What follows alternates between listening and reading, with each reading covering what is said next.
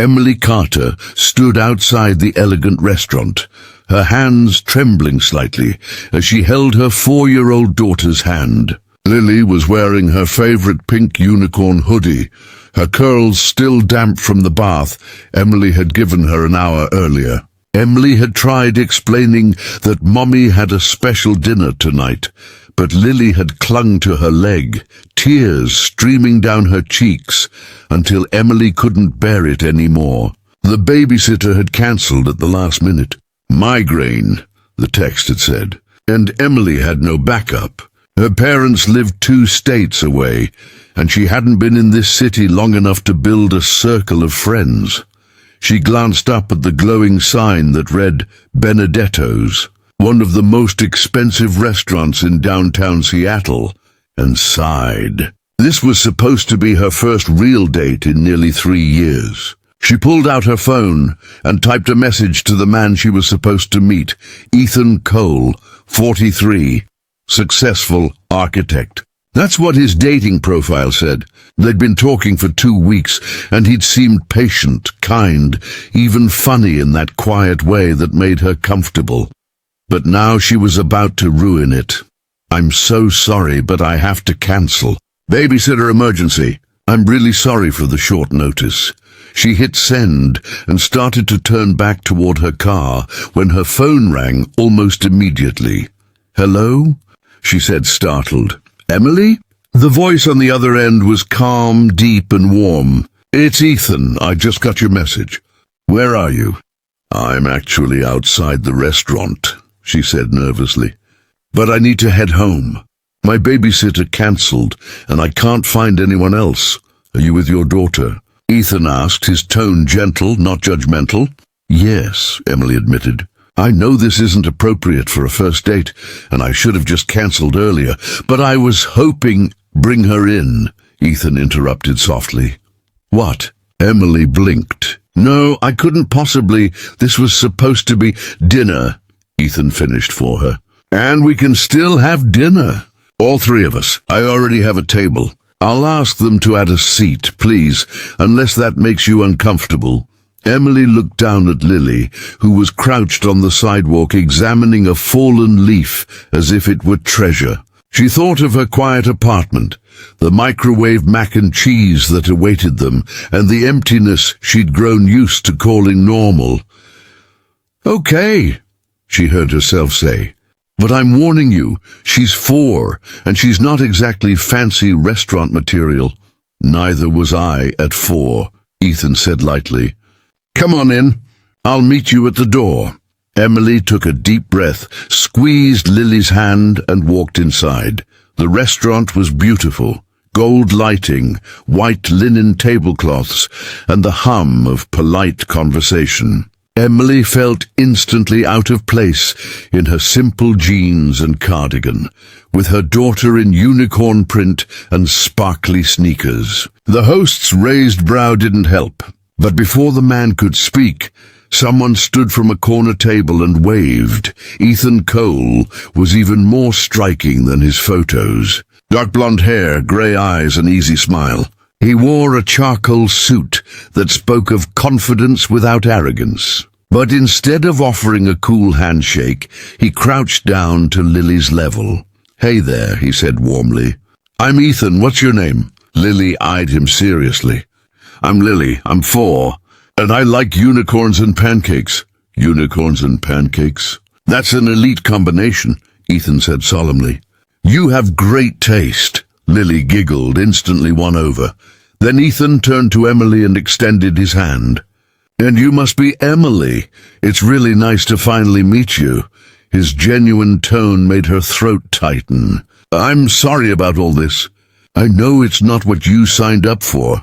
Actually, Ethan said, guiding them to the table, it's exactly what I hoped for. You told me in your messages that being a mom is your greatest pride. Meeting her is meeting the best part of you. When they reached the table, a booster seat and crayons were already waiting. Emily blinked in surprise. You planned this? I called ahead when you said you were outside, Ethan admitted with a sheepish smile. I thought a few crayons might make things easier. Lily was soon coloring happily, while Emily tried to process how effortlessly kind this man was. "Why are you being so nice about this?" she asked quietly once the server left. Most men would have walked away. Ethan hesitated, then said softly, "Can I tell you something that's not on my profile?" "Of course. I have a son," he said. "His name's Noah. He's 9. I haven't seen him in 2 years." Emily's breath caught. "What happened?" "Divorce," he said simply. "My ex-wife remarried and moved overseas. I used to travel constantly for work, and she used that against me in court. I'd get video calls every other week. That's all." His voice stayed calm, but the pain beneath it was unmistakable. "I'm so sorry, Ethan." He nodded. "That's why I didn't hesitate when you said you couldn't find a sitter. You're the kind of mother who refuses to leave her child just to have a date. That's something to respect, not avoid." Emily swallowed the lump in her throat. "It's hard. People see single moms like we're too much. People who think that way don't deserve you," Ethan said simply. "Your daughter isn't baggage. She's a blessing. Anyone worth your time will know that." Lily looked up then. "Mommy, are you crying?" "Did he say something mean?" Emily laughed through her tears. "No, sweetheart. He said something very kind." Dinner went more smoothly than Emily could have imagined. They talked about parenting, about loneliness, about the pressure of trying to do everything right. Ethan ordered food Lily might enjoy, even cutting her chicken tenders himself. When she got restless, he showed her pictures of his son, Noah, with his toothy grin and skateboard. "He looks fun," Lily said approvingly. "Can he come play?" Ethan's smile wavered just slightly. "He lives far away, but maybe someday." When dinner ended, Lily grew sleepy. Ethan offered to carry her. He lifted her easily, and she wrapped her arms around his neck, sighing contentedly. "I'm flying, Mummy," she mumbled, eyes half closed. Emily smiled softly. "You sure are, baby." They walked to her car, Ethan still holding Lily as if she weighed nothing. When Emily buckled her daughter in, she turned to him. "Thank you for tonight, for not judging me, for being kind." "You didn't ruin anything," Ethan said gently. "You gave me something I didn't know I needed, a reminder of what really matters." He hesitated. "Can I see you again?" Emily's heart fluttered. "I'd like that, but I can't always promise a babysitter." "Then Lily's always invited," Ethan said. "I'm not just interested in part of your life. I want to know all of it." Over the next months they became inseparable. Some nights it was just the two of them. Most nights it was all three. Walks in the park, pancake breakfasts, Saturday afternoons at the aquarium. Ethan never made Emily feel guilty for being a mother. "This is what real dating looks like," he told her once, tucking a blanket over a sleeping Lily, "because real life looks like this." 6 months later, Ethan got a call that changed everything. His ex-wife's marriage had ended, and she wanted to return to the U.S. She was open to renegotiating custody. "She said she's seen photos of me with you and Lily," Ethan told Emily, his voice trembling. "She said I look grounded now. She wants Noah to spend half the year with me." Emily hugged him tightly. "That's amazing, Ethan. It's because of you," he said. "Because you let me back into a child's world and reminded me what it means to show up." When Noah finally came to stay, he was shy at first, but Lily ran to him with open arms. "Do you like unicorns?" she asked seriously. Noah grinned. "Only if they can skateboard." That broke the ice instantly. A year later, Ethan proposed, not at a fancy restaurant, but in Emily's living room.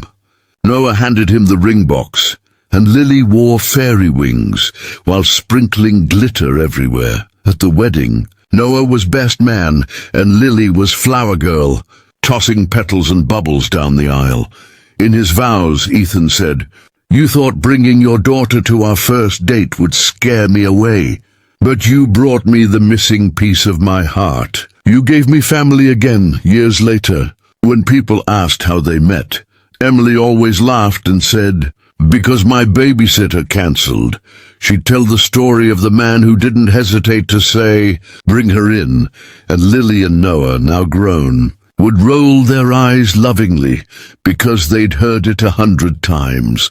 The story of how a cancelled babysitter, a unicorn hoodie, and a kind-hearted man built a family from love and choice, because Emily learned that night that the right person doesn't ask you to hide the most important parts of your life.